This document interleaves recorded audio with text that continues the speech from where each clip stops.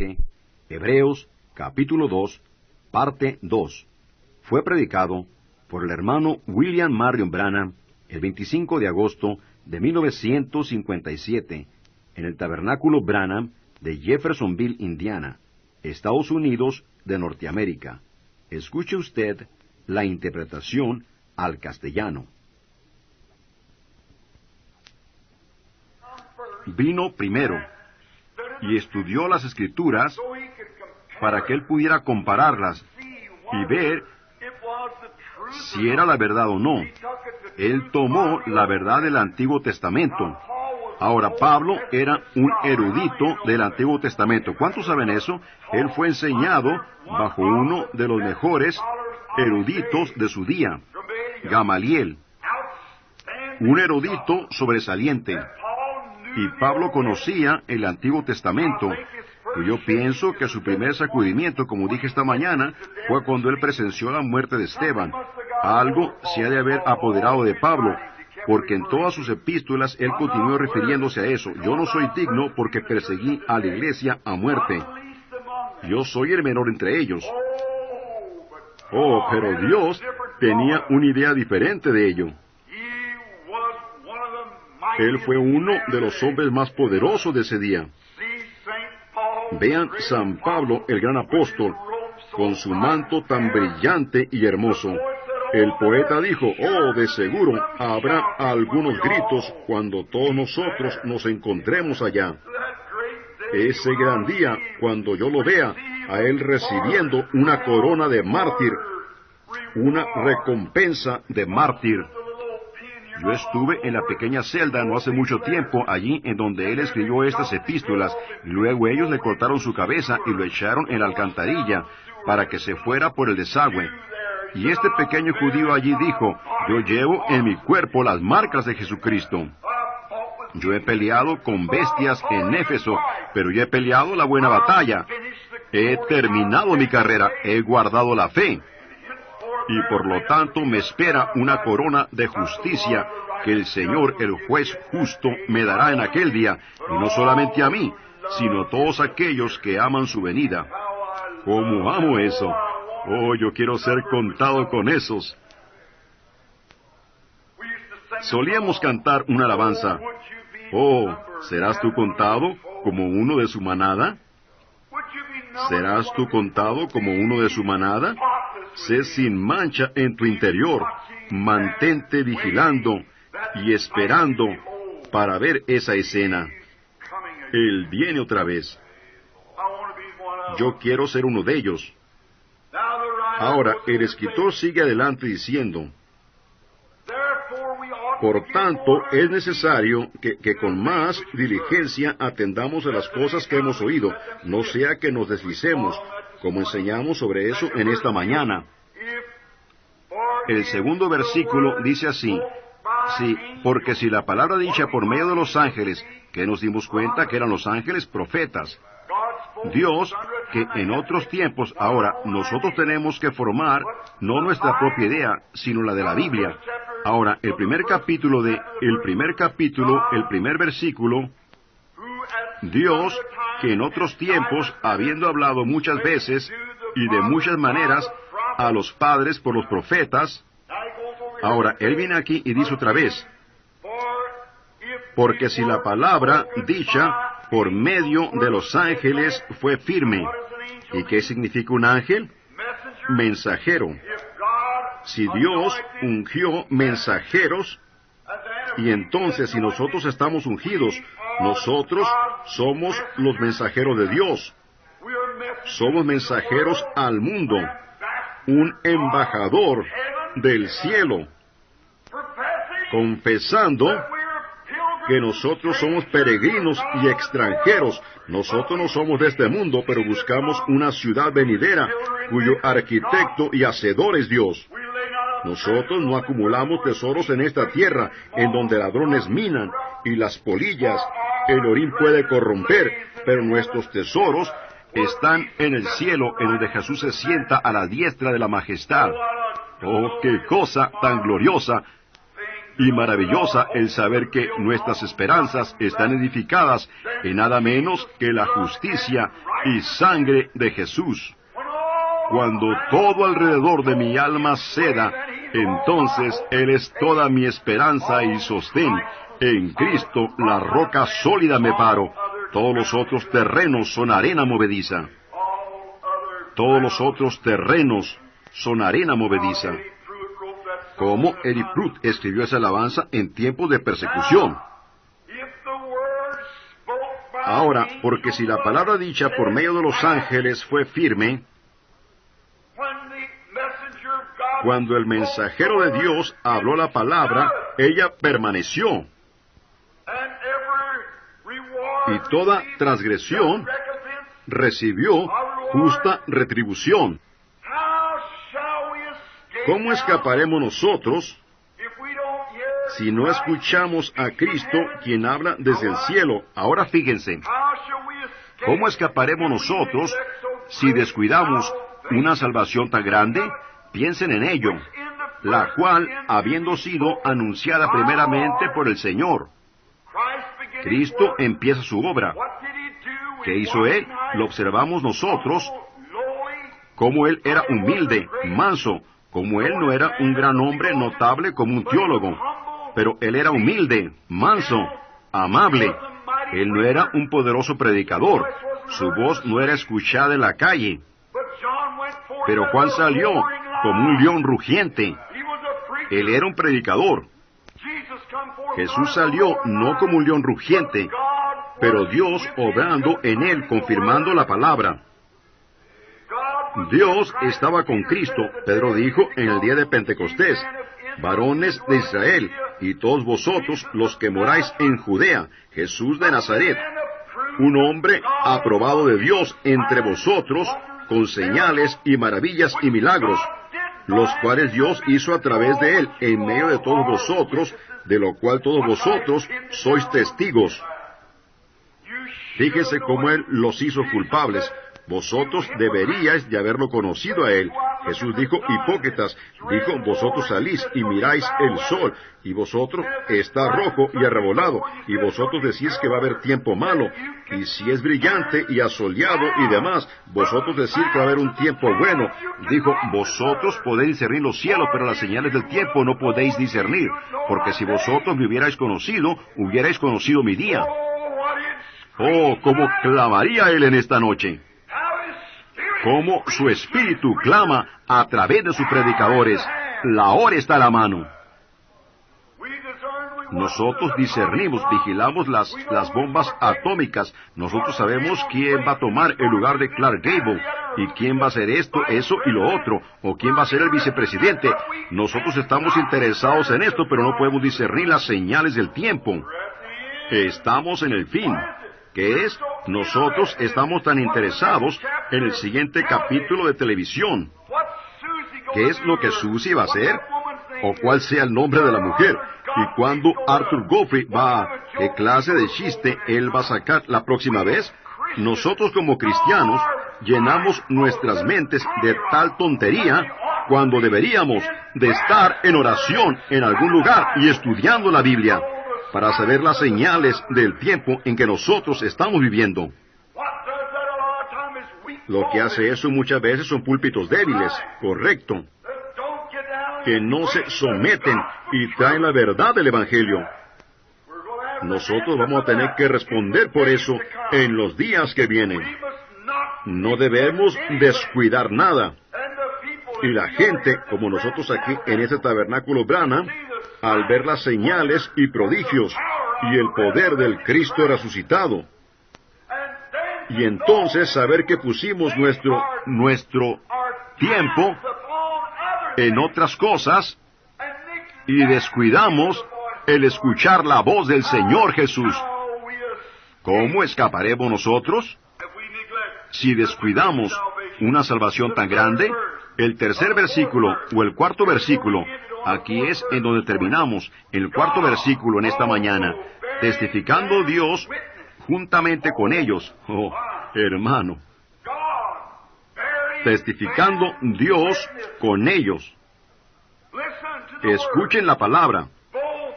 con señales y prodigios y diversos milagros.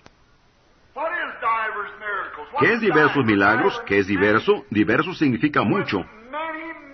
Con muchos milagros, Dios testificó. Oh Dios, yo confío que penetrará en sus corazones. Escuchen, yo soy uno de sus pastores, aquí con el hermano Neville. Yo quiero que lo entiendan. La Biblia dice, si se levanta uno entre vosotros, y él dice esto y lo otro, y no se cumple, no lo escuchen, porque yo no he hablado. Pero si él habla en mi nombre, y lo que él dice se cumple, entonces escúchenlo. Amén. Porque yo estoy con ese profeta o predicador, o sea lo que sea. Si lo que él dice se cumple, entonces escúchenlo. Ahora, amigos, escuchemos a él, al Espíritu Santo, hablando en nuestros medios, mostrando diversos milagros y señales y prodigios. No solamente pasemos por encima de ellos como ocurrencias comunes. Recordemos que es Jesucristo el mismo ayer, hoy y por los siglos, confirmando su palabra. Nosotros debemos de hacerlo. Oh, por favor, háganlo. Presten atención. Que toda otra cosa sea secundaria. Aún su hogar, su esposo, su esposa, sus hijos, lo que pudiera ser, póngalo en segundo lugar. Pongan a Dios primero. Usted dice, hermano Branham, por encima de mis hijos, por encima de todo. Ponga a Dios primero. Permítale a Él ser el primero. Elías bajó de la montaña un día. Él era un ángel, un mensajero. El mensajero ungido de Dios. Y él encontró a la mujer viuda recogiendo 2 leños. Él dijo, ve, cocíname un panecito y tráeme un poquito de agua. Y ella dijo, vive tu alma, yo solo tengo suficientes panes o bastante masa de trigo para hacer un panecito. Y yo solo tengo el aceite suficiente como grasa para mezclarlo. Y estoy levantando 2 leños. La manera antigua era la manera de los indios de cruzar 2 leños y quemarlos en medio y continuar empujándolos hacia adentro. Yo he hecho muchos fuegos de campamento de esa manera. Dijo, ahora, yo voy a cocinarme ese panecito para mí, mi muchacho, mi bebé. Y vamos a comerlo y morir. Había habido una sequía por 3 años y 6 meses. No había agua en ninguna parte. Ese profeta anciano, riguroso, miró a la cara a esa mujer. Él dijo, ve y cocíname un pan primero. ¡Qué mandato de un hombre de decirle a una mujer viuda, muriéndose de hambre, de que lo alimentara primero a él! ¿Qué dijo él? Porque así dice el Señor. La tinaja nunca se vaciará, ni tampoco la vasija se secará, hasta que Dios envíe lluvia sobre la tierra. Primero Dios. Ella fue y cocinó ese panecito y regresó y se lo dio al profeta, y fue y regresó y cocinó otro y otro y otro y otro. Y la tinaja nunca se vació, ni la vasija se secó, hasta que Dios envió la lluvia sobre la tierra. Ella puso a Dios primero que a sus hijos. Ella puso a Dios primero que todo lo demás. Ella tomó el reino de Dios primero. Dios debe de tener el primer lugar en su corazón, el primer lugar en su vida, el primer lugar en todo lo que usted hace o lo que usted es. Dios debe de ser primero. Él nunca quiere el segundo lugar. Él no merece el segundo lugar. Él merece lo mejor y lo primero. Y todo lo que tenemos, Él lo merece. Bendito sea su santo nombre. Testificando Dios Juntamente con ellos, Él dio testimonio con señales y prodigios y diversos milagros y repartimientos del Espíritu Santo según su voluntad. No lo que hombres dicen, no lo que la iglesia dijo, sino cuál era la voluntad de Dios. Oh, nosotros necesitamos buscar la voluntad de Dios. No el favor de su vecino, no el favor de sus hijos, no el favor de su esposo o de su esposa, pero buscar la voluntad de Dios. Ustedes hagan eso primero, entonces todo lo demás, la voluntad de su esposa, la voluntad de los hijos, encajará en ello, pero pongan a Dios primero. Fíjense ahora, porque no sujetó a los ángeles el mundo venidero, acerca del cual estamos hablando. En otras palabras, los grandes ángeles que ministran en los cielos, Gabriel, Miguel, Ajenjo, y millares de ángeles del cielo, o millares de cientos de profetas que han estado en la tierra. Cada uno de ellos, Él nunca puso a ninguno de ellos a que tuviera control sobre el mundo venidero del que estamos hablando, ni siquiera uno. Él nunca dijo, Isaías, tú controlarás el mundo. Él nunca puso al mundo en sujeción a Elías, ni tampoco se lo puso a Gabriel o a ningún ángel, a ningún espíritu ministrador. Fíjense lo que él dijo, Pablo todavía magnificando a Cristo, del cual estamos hablando, pero alguien testificó en cierto lugar diciendo, ¿qué es el hombre para que te acuerdes de él? ¿O el Hijo del hombre para que lo visites? Le hiciste un poco menor que los ángeles, le coronaste de gloria y de honra, y le pusiste sobre las obras de tus manos. Ahora, si ustedes quieren leer eso, está en el Salmo 8, del 4 al 6, David hablando. Ahora, ¿cómo lo llamó aquí David? Eso lo establece allí mismo, si estaba correcto en esta mañana lo que estaba diciendo el profeta. Él dijo, porque uno de los ángeles dijo en cierto lugar, David, el mensajero de Dios, era un ángel de Dios, porque él era un mensajero de Dios. El ángel dijo, David dijo, en los Salmos, le hiciste un poco menor que los ángeles del cielo.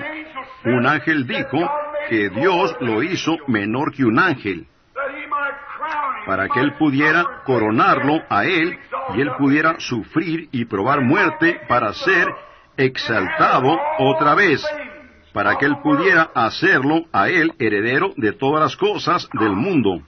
Ahora, en Mateo 28, 18, nosotros leemos esto, después que él había sido crucificado y se levantó otra vez al tercer día, él se encontró con sus discípulos y los comisionó para ir a todo el mundo a predicar el Evangelio a toda criatura. Él dijo, todo poder en el cielo y en la tierra me ha sido dado en mis manos. Todo el poder en el cielo, todo el poder en la tierra me ha sido dado a mí. ¿Qué fue eso? El hombre y Dios se habían unido. El Logos había sido hecho carne y había sido matado y se levantó para nuestra justificación. Y fue entonces el Emanuel ungido por los siglos de los siglos. Dios cambió su lugar de habitación de un trono allá en los espacios, allá al corazón de su Hijo Cristo Jesús, para vivir y reinar para siempre. Dios estaba en Cristo. Él es el lugar final de descanso del Espíritu. El Espíritu se quedó en un tabernáculo un día, ustedes saben eso, bajo una tienda. Y Salomón le edificó una casa. Si bien el Altísimo no habita en templos hechos de manos, pero un cuerpo me has preparado. Allí, en el libro de los Hechos, el capítulo 7, cuando él estaba hablando, él dijo, todos ellos lo vieron de antemano, le edificaron una tienda para él. Moisés lo hizo, tenía una tienda y puso el arca ahí adentro, porque Dios estaba en la silla de misericordia. Él no habitó allí. Muy bien, entonces un cuerpo me has preparado. El cuerpo del Señor Jesucristo, hecho menor que los ángeles para probar muerte, y ninguno sino el más altísimo de los altos, Cristo, el príncipe de paz, el rey de reyes, el señor de señores, el creador de cada estrella en el universo. ¡Oh Dios! Él llegó a ser más bajo que su creación, para que Él pudiera redimir a los hombres, hombres desamparados, sin hogar, y darles un hogar en el cielo. Él dejó las glorias del cielo. Él dejó el nombre más alto que podía ser llamado. Y cuando Él estaba en la tierra, los hombres le dieron a Él el nombre más bajo que ellos pudieron darle. Dijeron que Él era un bebé ilegítimo, para empezar. Nacido en un pesebre, envuelto en trapos quitados de la espalda de una yunta de buey. No tenía lugar a donde ir. No tenía hogar a donde ir. Y fue llamado Belcebú, el príncipe de los demonios. Él fue maltratado, él fue escupido, se le hizo burla, él fue rechazado, y fue a los infiernos más bajos, y se bajó a las prostitutas más viles. Eso es lo que el hombre le hizo a él. Pero Dios lo levantó tan alto, que él tiene que mirar para abajo para ver el cielo. Los hombres le dieron el asiento más bajo, le dieron el peor lugar, el nombre más bajo. Dios lo levantó y le dio el asiento más alto y el nombre más alto. Esa es la diferencia de lo que el hombre hizo con el Hijo de Dios y de lo que Dios hizo con el Hijo de Dios. Él se bajó para que nosotros pudiéramos ser levantados. Él llegó a ser nosotros para que nosotros, a través de su gracia, pudiéramos llegar a ser Él. Él vino a los que no tenían hogar, y llegó a ser Él mismo uno sin hogar, para que nosotros pudiéramos tener un hogar. Él vino al enfermo, y Él mismo se enfermó para que nosotros pudiéramos ser sanos. Él vino al pecador, y Él mismo se hizo pecado para que nosotros pudiéramos ser salvos. Con razón Él fue exaltado. Con razón, Él es quien es en esta noche. Dios lo ha exaltado a Él. Y todos los poderes en los cielos y en la tierra se le han dado a Él. Cuando su obra terrenal había sido terminada aquí en la tierra, Él vino a la tierra. Tan pronto como Él vino, la estrella de la mañana lo declaró a Él ser el Hijo de Dios. Él sacudió a todo diablo con el que Él tuvo contacto. Bendito sea el nombre del Señor. Los diablos temblaron y se sacudieron y rogaron por misericordia en su presencia. Sí, Señor. Todo el infierno supo quién era Él. Él caminó humilde. Él no tenía un lugar para recostar su cabeza en una noche lluviosa. Los mismos animales que Él crió, los pájaros del aire, tienen nidos y las zorras tienen sus cuevas. Pero el Hijo del Hombre no tiene un lugar para recostar su bendita cabeza. Seguro que Él era. Él llegó a ser pecado, llegó a ser lo más bajo y desamparado. Pero los diablos sabían quién era Él. Ellos rogaron por misericordia. Ellos dijeron, ¿por qué vienes a atormentarnos antes que nuestro tiempo venga? Y mientras los predicadores le estaban llamando Belcebú, el adivino, los diablos le estaban llamando el Hijo del Dios viviente. Estaban implorando misericordia.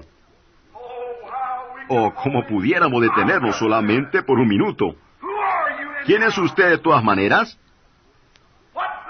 ¿Qué significa ese trabajo que usted tiene? ¿O qué significa esa casita que poseemos? ¿Qué significa el automóvil que poseemos? Muchachita bonita, tú, respondoncita, ¿qué significa esa apariencia bonita que tú tienes ahora? Tú jovencito, con el cabello brillante, alisado, hombros derechos, tú te encorvarás algún día. Cuando te encorves por la edad, Pero bendito sea el Señor, tú tienes un alma que es nacida otra vez. Tú vivirás por los siglos de los siglos, porque Él llegó a ser tú para que tú, por su gracia, pudieras llegar a ser Él, para hacer un lugar para ti. Oh, nosotros que pensamos que porque tenemos cambios de ropas y un poco de alimento en la casa, ¿qué somos nosotros? Dios pudiera quitarlo en un segundo. Tu mismo aliento, Él lo tiene en su mano. Y aquí en nuestros medios está para sanar a los enfermos, para proclamar y profesar y predecir, y cada vez perfecto.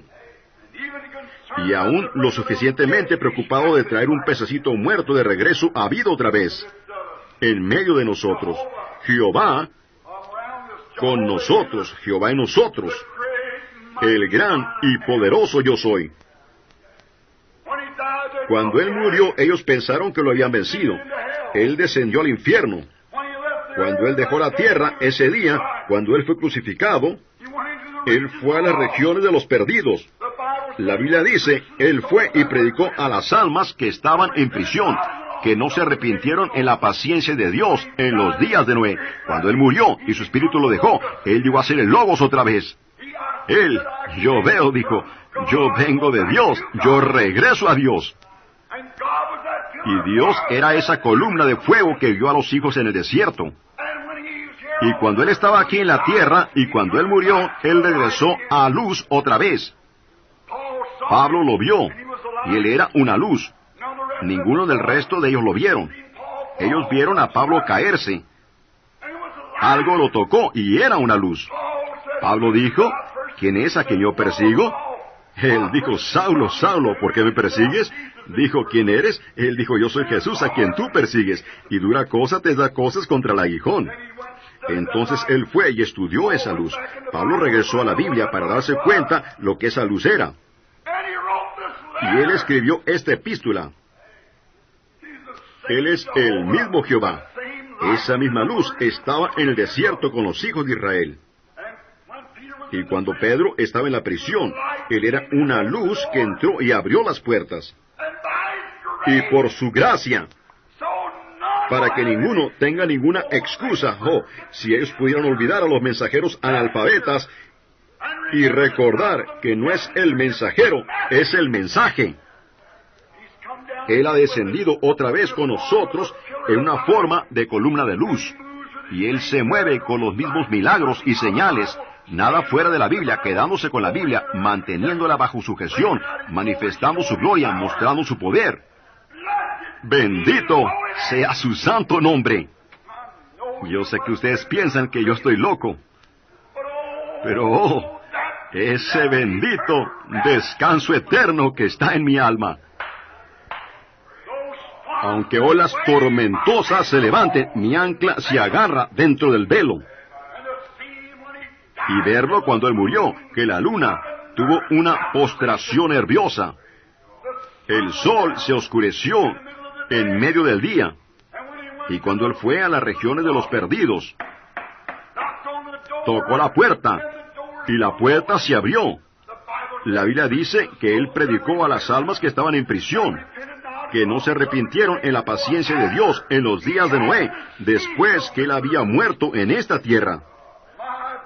Y mi hermano y mi hermana, cuando Él murió, su obra terrenal fue terminada, pero Él todavía está obrando. Y Él todavía está en la obra en esta noche. Amén. Él tocó en las puertas de los perdidos. La Biblia dice que Él lo hizo.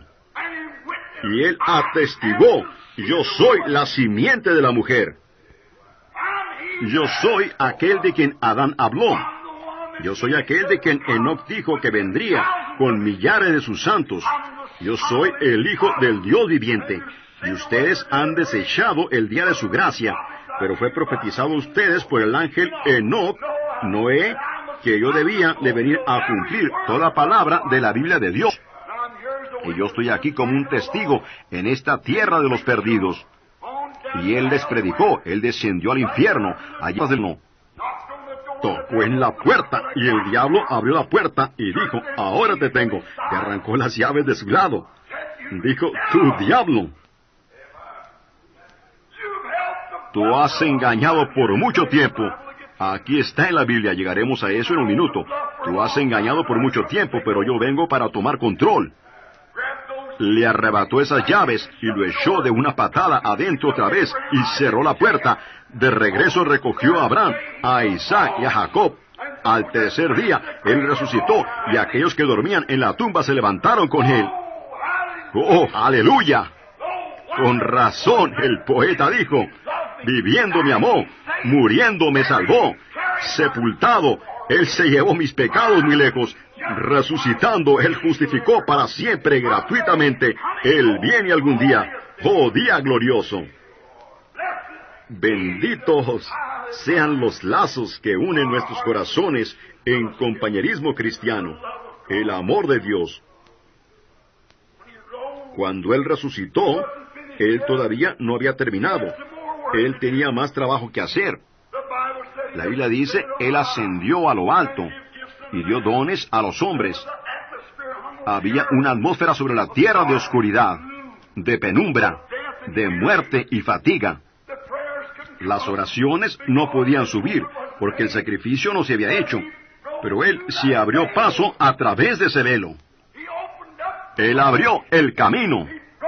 Él rompió el velo de enfermedades. Él rompió el velo del pecado. Él rompió el velo de preocupación. Él rompió el velo de depresión. Él rompió cada velo e hizo un camino para el viajante, caminando hacia arriba en el camino del Rey. Oh, hermano, cuando él pasó la luna y las estrellas, y siguió. Siguiéndolo detrás de él venían los santos del Antiguo Testamento, Abraham, Isaac y Jacob. Ellos ascendieron a los cielos de los cielos, cuando ellos estaban muy lejos de la ciudad. Yo puedo verlos a ellos levantar sus ojos. Abraham dijo, esa es la ciudad que anhelaba ver. Oh, ven aquí, Isaac. Ven aquí, Jacob. Oh, nosotros éramos peregrinos y extranjeros en la tierra, pero ahí está la ciudad. Esa es la que nosotros estábamos esperando. Y la Biblia dice que ellos exclamaron, alzad vosotras puertas eternas, y alzaos vosotras, porque el Rey de Gloria está entrando. Y los ángeles detrás de las puertas respondiendo a estos ángeles aquí, y dijeron, ¿quién es este Rey de Gloria? Y los ángeles aquí afuera, los profetas, dijeron, el Señor de los ejércitos, el poderoso en batalla. Y ellos apretaron los botones, y las grandes puertas se abrieron. Y por el medio de las calles, él venía, el conquistador triunfante, con los santos del Antiguo Testamento caminando detrás de él. Se sentó en el trono. Dijo, Padre, aquí están, son tuyos. Y él dijo, sube aquí, siéntate, hasta que yo haga a todos tus enemigos tu estrado. A medida que leamos, encontraremos eso aquí en las Escrituras. Muy bien, escuchen. Ahora, vamos a entrar en este versículo 8. Todo lo sujetaste bajo sus pies, porque en cuanto le sujetó todas las cosas, nada dejó que no sea sujeto a él. Pero todavía no vemos que todas las cosas le sean sujetas. Eso es la muerte. Nosotros no vemos a la muerte todavía, porque todavía estamos muriendo. Nosotros vemos muerte, pero el versículo 9, pero vemos a aquel. Amén. Escuchen. Vemos a aquel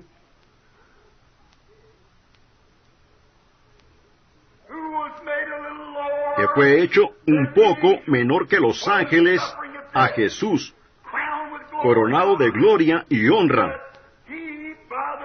a causa del padecimiento de la muerte, para que por la gracia de Dios gustase la muerte por todos, porque fue hecho un poco menor que los ángeles para que él pudiese gustar la muerte. Él tenía que morir.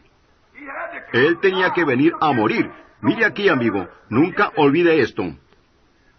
Cuando Jesús iba subiendo el monte, la muerte estaba zumbando alrededor de su cabeza.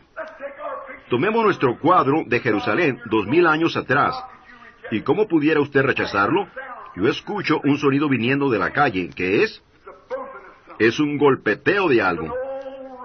Es una cruz áspera descendiendo y saliendo por las puertas de Damasco, golpeando sobre las piedras. Esas piedras grandes todavía están allí. Golpeando sobre estas piedras grandes. Bumpity bump. Yo veo las manchas de la sangre en la calle. ¿Qué es? Es un hombre que no ha hecho daño. Nada más lo bueno. La gente estaba ciega. Ellos no lo conocieron. No lo reconocieron. Ustedes dicen ciegos. ¿Podían tener su vista? Usted puede tener su vista y todavía estar ciego. ¿Creen ustedes eso? La Biblia dice así. ¿Recuerdan a Eliseo allá en Dotán? Él salió y cegó a la gente. Dijo, ahora síganme. Ellos estaban ciegos a él. Y la gente está ciega en esta noche. Una cierta iglesia que no cree en sanidad divina se acercó a mí en una ocasión y dijo, hazme ciego, hazme ciego. Fue en la casa del hermano Wright. Dijo, hazme ciego. Dijo, Pablo hizo ciego un hombre en una ocasión. Dijo, hazme ciego. Yo dije, amigo, el diablo ya lo hizo. Usted ya está ciego. Seguro que usted está. Él dijo, sana a esta niñita y yo te creeré. Yo dije, salva a ese pecador y yo te creeré. Seguro. Oh, él dijo, él tiene que creer. Yo dije, la misma cosa aquí. Tiene que venir a través de la gracia soberana de Dios. El diablo, el Dios de este mundo, ha cegado los ojos del pueblo.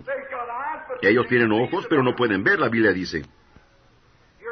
Aquí, él iba subiendo la calle, arrastrando las huellas sangrientas en el camino hacia arriba. La abeja de muerte está punzando alrededor de él, zumbándole, solo un ratito y te agarraré.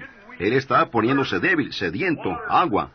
Yo fui herido en una ocasión, tirado aquí en el campo, la sangre brotando de mí. Yo clamaba por agua. Y mi amigo corrió y tomó su gorra y la metió en el agua, vieja, estancada, con renacuajos en el agua. Vino y yo abrí mi boca, y él exprimió eso porque la sangre estaba brotando como una fuente en donde yo había sido herido a pedazos con una escopeta, sediento.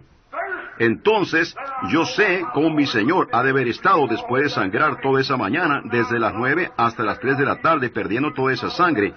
Yo veo su manto primero, como manchas pequeñitas en él, y todas esas manchas empiezan a hacerse grandes y a juntarse, haciendo una gran manchota de sangre, golpeándole la pierna mientras caminaba. Esa era la sangre de Manuel. Oh, la tierra no era digna de ella. Pero mientras él subía, la abeja estaba punzando alrededor de él. ¿Qué hizo? Finalmente lo picó. Pero hermano, cualquiera sabe que un insecto o una abeja, si alguna vez lo pica, eso finaliza el asunto de picar. No puede picar ya más, porque cuando se va, pierde su aguijón. Esa es la razón que Dios tenía que hacerse carne. Él tomó el aguijón de la muerte en su carne, y Él le sacó el aguijón a la muerte. Bendito sea el nombre del Señor. La muerte puede zumbar y picar, pero no puede dañarlo. Pablo, cuando él sintió esa abeja zumbando alrededor de él, que la muerte venía alrededor de él, él dijo, oh muerte, ¿dónde está tu aguijón? Él podía apuntar al Calvario, en donde se quedó, en la carne de Manuel. ¿En dónde está tu victoria? Pero gracias a Dios, quien nos da la victoria por medio de nuestro Señor Jesucristo. Sí, nosotros no vemos todas las cosas, pero vemos a aquel que fue hecho un poco menor que los ángeles, a Jesús, a causa del padecimiento de la muerte. Porque convenía a aquel por cuya causa son todas las cosas, y porque en todas las cosas subsisten, que habiendo de llevar muchos hijos a la gloria, perfeccionarse por aflicciones al autor de la salvación. La única manera que él podía llegar a ser el autor de nuestra salvación era que él tenía que sufrir. Escuchen a estas palabras hermosas aquí, ahora escuchen, porque el que santifica, y los que son santificados de uno son todos. Oh, ¿no ven ustedes la vid y los pámpanos allí? Todo uno. Por lo cual, no se avergüenza de llamarlo hermano. ¿Ven? ¿Por qué? Escuchen el versículo siguiente, diciendo, yo anunciaré a mis hermanos tu nombre, en medio de la congregación te alabaré. Y otra vez, yo confiaré en él, y otra vez, he aquí, yo y los hijos que Dios me ha dado. Así que por cuanto los hijos participaron de carne y sangre, Él también participó de lo mismo,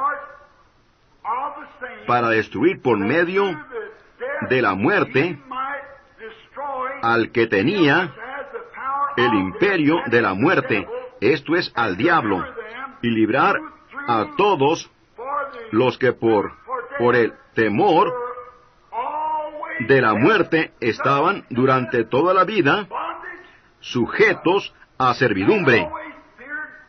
Los hombres siempre temieron a la muerte. Cristo llegó a ser pecado, se rebajó para Él mismo tomar la muerte, y Él no se avergüenza de ser llamado nuestro hermano, porque Él fue tentado lo mismo que nosotros somos tentados, y Él puede ser el intercesor idóneo, porque Él resistió la misma clase de tentación que usted resiste, y Él tomó su lugar sabiendo que usted no podía soportarlo. Así que, ¿no lo ve, hermano, hermana? Toda la cosa es gracia. Todo ello es gracia. En todo caso, no es lo que usted hace, es lo que Él ya hizo por usted. Ahora, usted no puede hacer una cosa para merecer su salvación. Su salvación es un don. Cristo llegó a ser pecado para que usted pudiera llegar a ser justo. Y Él es la clase idónea de autor de nuestra salvación, porque Él sufrió lo mismo que nosotros sufrimos. Él ha sido tentado lo mismo que nosotros somos tentados, y Él no se avergüenza de ser llamado nuestro hermano, porque Él sabe por lo que pasamos. Oh, bendito sea su nombre. Porque ciertamente Él no tomó la forma de ángeles, pero tomó la de la simiente de Abraham. Oh, hermano, Él no llegó a ser un ángel. Él llegó a ser la simiente de Abraham. Y nosotros, estando muertos en Cristo, tomamos la simiente de Abraham y somos herederos de acuerdo a la promesa. Ven, Él nunca tomó la forma de un ángel. Él nunca llegó a ser un ángel. Él llegó a ser un hombre. Él llegó a ser la simiente de Abraham y tomó el aguijón de la muerte en su propia carne para reconciliarlos de regreso a Dios, y ahora se sienta allí como un intercesor. Caray, ¿cómo pudiéramos rechazarlo, amigo? Escuchen, por lo cual debía de ser en todo semejante a sus hermanos,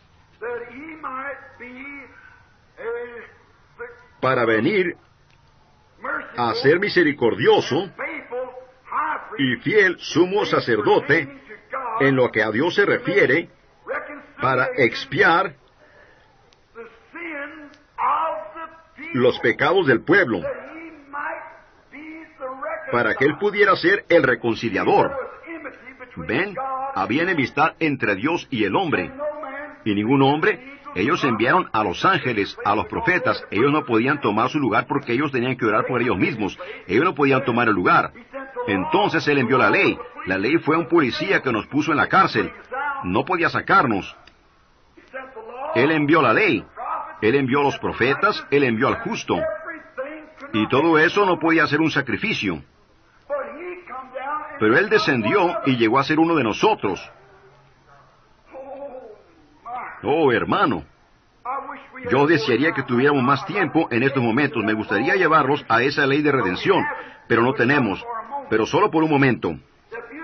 El cuadro hermoso es el de Ruth y Noemí. Si ustedes ven allí, la reconciliación, como el labrador, el hombre que tenía que redimir la propiedad perdida y caída, tenía que ser pariente de la persona que había perdido la propiedad. Esa es la razón que Boaz tenía que ser era un pariente de Noemí para poder obtener a Ruth. Y entonces, él tenía que ser digno. Él tenía que ser capaz de hacerlo para redimir lo perdido. Y Boaz en la puerta dio un testimonio público quitándose su zapato de que él había redimido a Noemí y toda la posesión de ella. Y él tenía que ser pariente. Y esa es la razón que Cristo, Dios, tenía que llegar a ser pariente de nosotros. Y Él descendió y era un hombre. Y Él sufrió tentación. Y se rieron de Él e hicieron burla de Él y lo persiguieron. Y lo ignoraron y le llamaron Belcebú. Y se mofaron de Él y sufrió muerte bajo pena capital. ¿Ve? Él tenía que ser pariente de nosotros. Él tenía que ser falsamente acusado, porque usted es falsamente acusado. Él tenía que llevar enfermedades porque usted está enfermo. Él tenía que llevar pecados porque eran sus pecados. Y Él tenía que llegar a ser pariente. La única manera que Él podía redimirnos era el ser pariente de nosotros. ¿Y cómo Él llegó a ser pariente? Fue tomando la forma de carne pecaminosa y llegando a ser uno de nosotros. Y haciendo eso, Él pagó el precio y nos redimió otra vez al compañerismo del Padre. ¡Oh, qué Salvador! Las palabras no pudieran expresarlo, pues en cuanto Él mismo, siendo tentado, es poderoso para socorrer a los que son tentados. Socorrer significa ser compasivo. Esa es la razón que Él llegó a hacer esto, para que Él pudiera ser compasivo con ustedes quienes son. Tienen sus altas y bajas y sus entraditas y saliditas y sus tentaciones se hacen tan grandes que ustedes difícilmente las soportan. Él sabe cómo compadecerse de ustedes.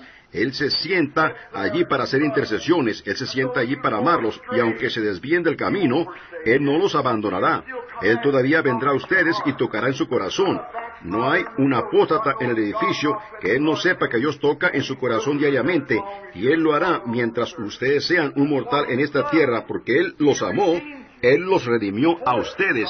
Poetas han tratado, autores han tratado, hombres han tratado de expresar ese tema de amor, y no puede ser encontrado en expresiones humanas. Uno dijo, oh amor de Dios, cuán rico y puro, tan fuerte y sin medida, para siempre permanecerá. Canto de santos y ángeles. Si fuera tinta todo el mar, y todo el cielo un gran papel, y cada hoja un pincel, y cada hombre escritor, para escribir el amor de Dios, no bastaría el océano o los libros contenerlo todo, extendidos de cielo a cielo. Ustedes nunca entenderán.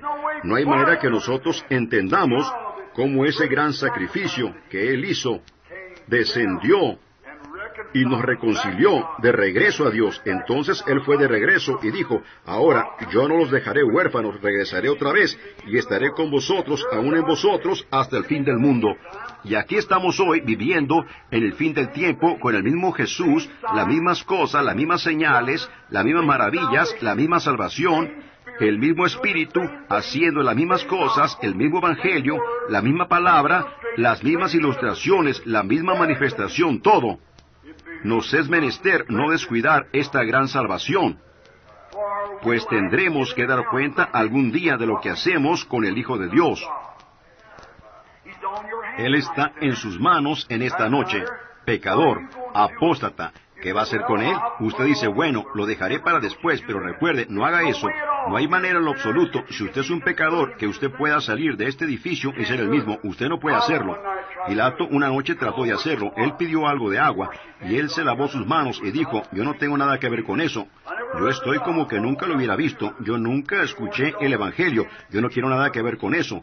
¿Podía él lavárselo de sus manos? Él no podía. Finalmente, ustedes saben que le sucedió a Pilato. Él perdió su mente. Que allá en Suiza, en donde nosotros estábamos el año pasado, predicando el Evangelio. Ahora, hay una leyenda antigua que decía que hay un estanque de agua en donde la gente venía de todas partes del mundo a observar cada año en el tiempo de la crucifixión. Pilato se arrojó para matarse él mismo, cometiendo suicidio, brincando en esta agua y ahogándose él mismo. Y cada año, en ese mismo día, agua azul sale hirviendo hacia arriba de ese estanque para mostrar que Dios rechazó el agua. El agua nunca puede lavar la sangre de Jesús de sus manos o su alma. Solamente hay una manera de hacerlo.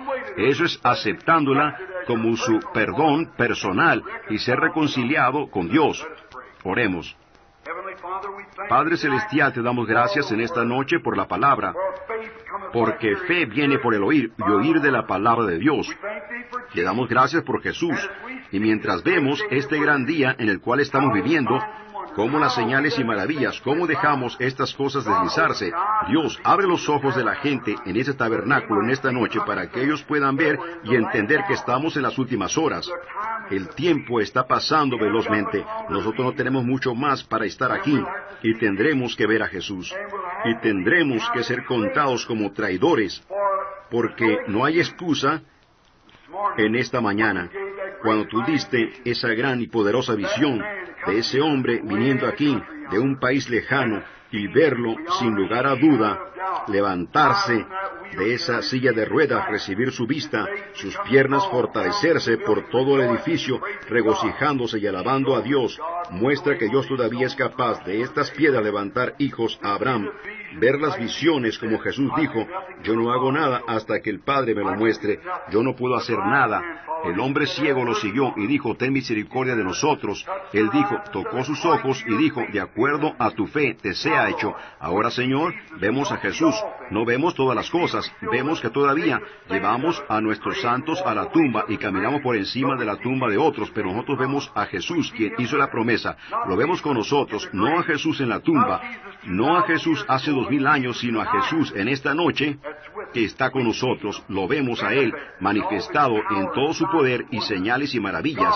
Dios, que nosotros nunca descuidemos esta gran salvación, sino que la abracemos y la aceptemos y ser reverentes y vivamos por ella hasta el día que Jesús venga para llevarnos a casa. Concédelo, Señor, lo pedimos en su nombre. Y mientras tenemos nuestros rostros inclinados, me pregunto si hay una persona en el edificio en esta noche, bajo la divina presencia del Espíritu Santo, que diga, hermano Branham, yo estoy convencido que estoy errado, yo estoy convencido que estoy errado. Dios me ha revelado mis pecados y yo sé que yo estoy errado. Yo levantaré mi mano a Él y pediré por misericordia en esta noche. Dios, ten misericordia de mí, yo estoy errado. ¿Hará usted eso? Mientras que esperamos un momento, si hay una persona aquí que quiere, va a haber un bautismo en unos momentos. Y si usted es un pecador, yo me arrepentiría. ¿Cómo puede usted rechazar un amor tan incomparable de uno que murió?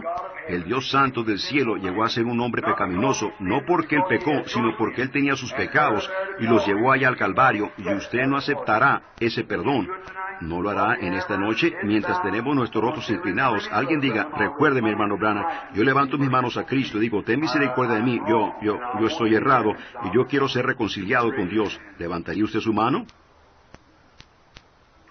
Muy bien, si cada uno es cristiano, entonces oremos. Padre, te damos gracias en esta noche, que cada uno aquí es cristiano, que ellos han testificado lo mismo quedándose en silencio, que todos sus pecados están bajo la sangre, y yo estoy tan agradecido por eso. Bendícelo, Señor. Oh, estoy tan contento que ellos han encontrado reconciliación a través de la ofrenda de la sangre, por el oír de la palabra. El lavacro del agua por la palabra nos limpia, nos trae a un lugar grandioso en donde el pecador, en su oscuridad vil, es hecho blanco como la nieve. Las manchas carmesí del pecado han sido lavadas, y nosotros somos criaturas nuevas en Cristo. ¿Cuánto agradecemos eso a ti por esto? Ahora el servicio bautismal sigue. Tengo entendido que esta jovencita se va a bautizar en esta noche aquí en el nombre de su Señor. Oh Padre Celestial, te pedimos que tú bendigas a esta jovencita, como mi mente regresa a unos cuantos días atrás, llegando a Henryville y viendo a esa hermosa niñita caminando por la calle, y ahora en esta noche, ella es una madre, una señora, ella te ha aceptado como su salvador personal. La vida ha sido dura para la niña, Señor, oh Dios, pero de seguro hay un cielo para ella, y te damos gracias por eso. Oramos, Dios, que tú bendigas a la joven ahora, mientras ella viene para ser bautizada en agua, que tú la llenes con el Espíritu Santo de Dios. Concédelo, Señor, y que su alma esté hasta los cielos de emoción. Concédelo para tu gloria, lo pedimos en el nombre de Jesús. Amén. Quiero leer en Hechos, el capítulo 2, Pedro hablando en el día de Pentecostés, el primer bautismo que jamás se haya efectuado en la iglesia cristiana.